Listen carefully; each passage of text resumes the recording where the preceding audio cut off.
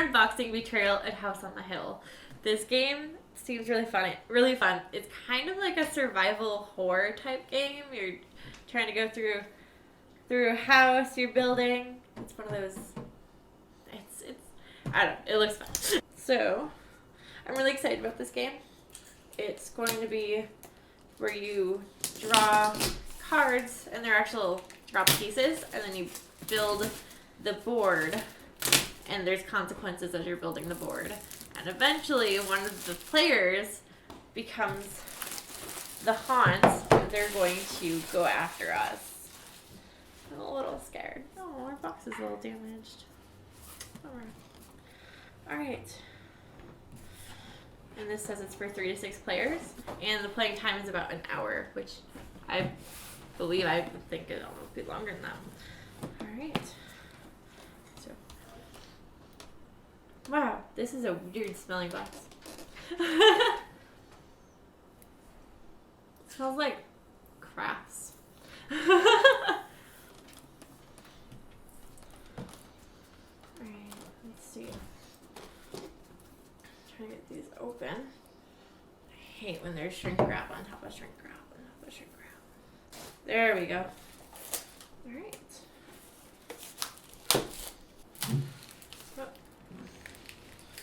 You have to be like the Hulk to get this.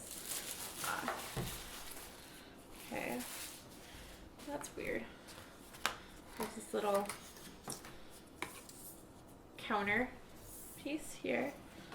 And then there's these. They all have S's on the backs. They all have S's on the backs. And they all have like little symbols. Like this is like a tentacle. This is like a Wolverine or something. Oh, I think these are like minions that you like call out on your haunts. Like maybe werewolves. Wow, like the Grim Reaper? I don't know. Octopuses or something? Wow, that's looks like Elvira with a bunch of arms. These are weird. Okay. Lots of those. These are just... What are these? Okay. Yep. Here are the main guys, I think. Mummy. Oh, Ouroboros head? Wow, I don't know. Spider, Witch, and Zombie Lord. And these are just labeled item 1, 2, 3, 4, 5. These are labeled might rolls, sanity rolls, and knowledge rolls. Here's a blessing, a below collapsed room, closet, drip, safe, secret passage, and secret passage. And these are just little double-sided. You see the same thing. Weird. And these, I think, are our character little pieces here. And I have the numbers for speed, might, sanity, knowledge. This guy's Darren Flash Williams. And then we got Johnny the Clerk and Madame Zostra. Alright, and this is very similar. We've got items, rolls. Oh, these are like problems like skeletons, wall switches, slides, secret stairs. We've got Peter Akimoto, Professor Longfellow, and Missy Duborde or something. I'm not good at pronouncing these. These are more characters. Hop up. Alright. And these would be our basement pieces. And on this side, you get to actually see what they are. And they all have little symbols. Like this one, I think the bird's like an omen. And then there's like this little crazy event thing that's a little spiral. And there's a little like a skull of a bull or something.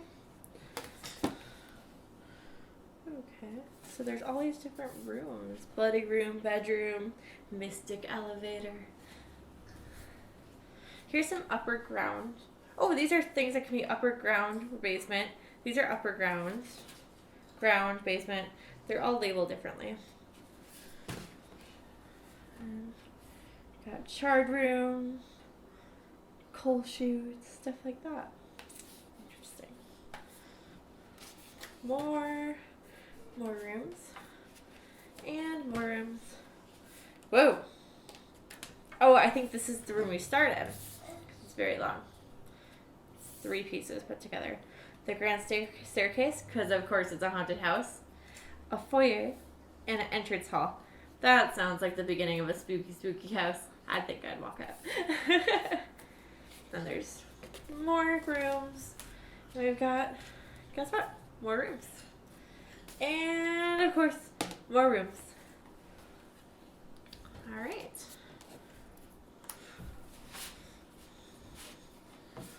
And next, we have the rulebook.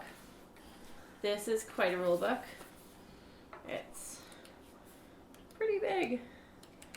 They have some pictures where they're needed, but a lot of it's just words. It's a little intimidating. I don't think this game is that complicated, though. I think they're just making it look scary, because this whole game is scary. Alright. And I can't read this, because this is the secrets of the survivors. This is going to give me, give you a hint. This is going to give us little, what the survivors have to do during the haunt. So it's going to be whatever scenario it is, it's what the survivor's mission is. I can't read it. You shouldn't read it either. Could spoil something. And this is the opposite. This is whoever becomes the traitor. It's the book that gives them instructions for that. Don't want to look in there. It tells them what to do, what their mission is, how to do it. And you don't want to look in these. There should be 50 different scenarios in each one. So there's, depending on when the haunt starts, what item starts it, what room starts it, it's going to be a different haunt. So there's 50 different scenarios. Every game is going to be totally different, and that's what makes this game amazing, and why I cannot wait to play it. Cannot wait. I should just play it now. Just stop filming and play it. Alright, here are our cards. They're a little different than your standard cards. Not different in the fact that they're really hard to get out of the packaging. And here are the cards we have. They're different than your standard cards. They're actually longer and thinner, which is different. Could prove to be easier to hold, actually. You can hold more of them, most likely. Although I don't think you even have to hold these, so they would take up less space. Really, like Magic the Gathering should have cards like this. Because then you could spread them out in front of you really easily, instead of taking up like an entire table. I like that idea. We should pitch it to them. Alright, so this is made by Wizards, by the way, so they should do that. Okay. So here are events. I don't know if I should read them because of spoilers, but I'll read one. Probably shouldn't because of spoilers, but this one's called Whoops. You feel a body under your foot. Before you can leap away from it, you're knocked over.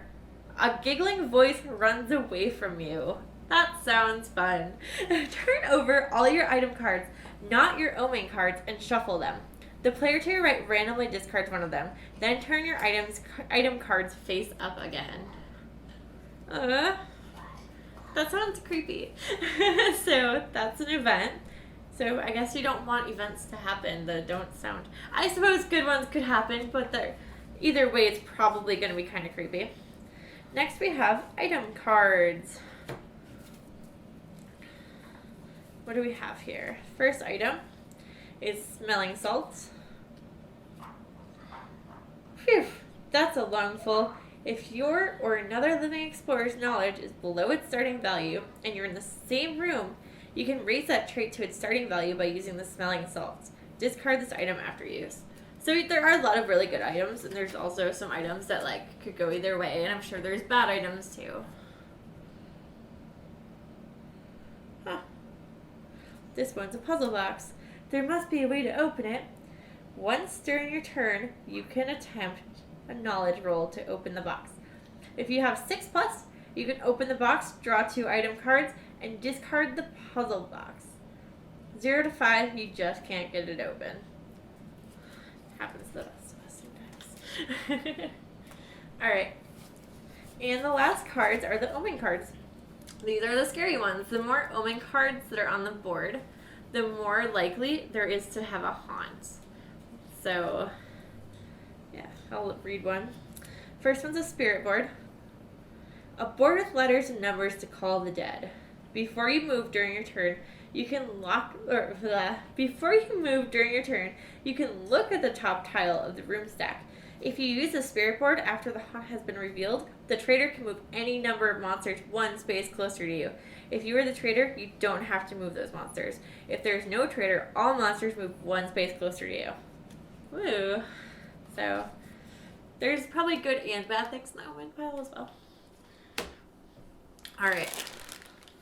Now to the fun part, and I actually grabbed a scissors for this because this seems like it's going to be a lot of bags. Alright.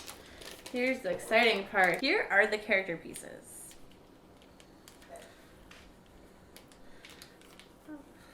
Thank goodness for scissors, making my life easier. Alright, here we have a guy with a flashlight.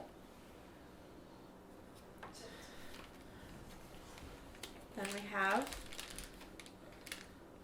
a chicken knee-high boots and a blue dress and flashlight. They look like a couple. And she's really short. Whoa. Alright. Here is a doctor, and he's got a lantern because he's smarter.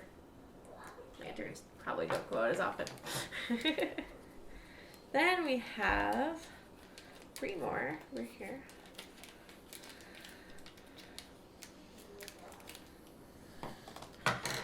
We have this girl, who of course is also scantily clad because when you're in a haunted house, you have to be wearing like next to nothing for clothes. It increases your survival rate, or actually the opposite, I think. She has a really big flashlight. And then we have this really short, tiny kid with big flashlight and a pack. But he's got some good stuff in there. He's tiny. I like that they're all different sizes. It's really nice because normally it's the standard, like, here's an Amazon, here's a, like, barbarian, and, like, they're the same size. Or, like, here's an ogre, like, or a dwarf or something small, and it's the same size as an Amazon. But, so I like that they're actually all totally different sizes. And here's a cute little blonde girl with a teddy bear and a bow in her hair. Like, these guys are besties. And then we have the scary, scary dice. These dice are not your standard dice at all, because from what I'm seeing, they actually only go up to 2. So let me see. This one has, so there's 2 2s on it and 2 1s. And there's also 2 blank spaces. So 2 2s, 2 1s, and 2 blank spaces. And I believe that's the same on all of these. So, you know, you have a good chance, 30% chance of rolling a 1. Look at all those ones I just rolled. That shows you, like, your odds. That makes this game so much scarier because you're not going to be able to roll high dice ever. And then, I don't know what these pieces are, but they're really creepy. Honestly. They look like little coffins. I'm not sure what they are.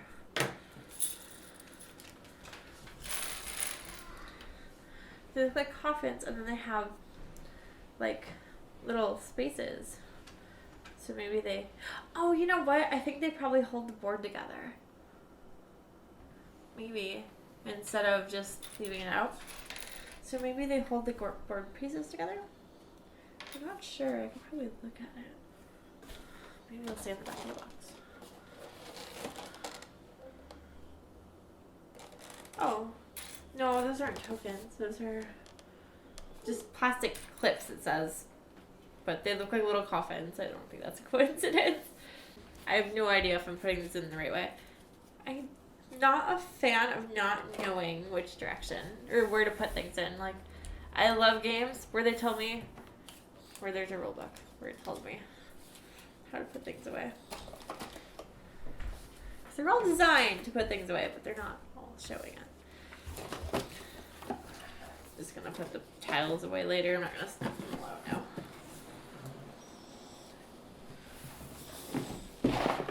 I assume that's not the way you put those away because they all just fell. That's not a good sound. Thinking maybe they go underneath the tiles. Could be.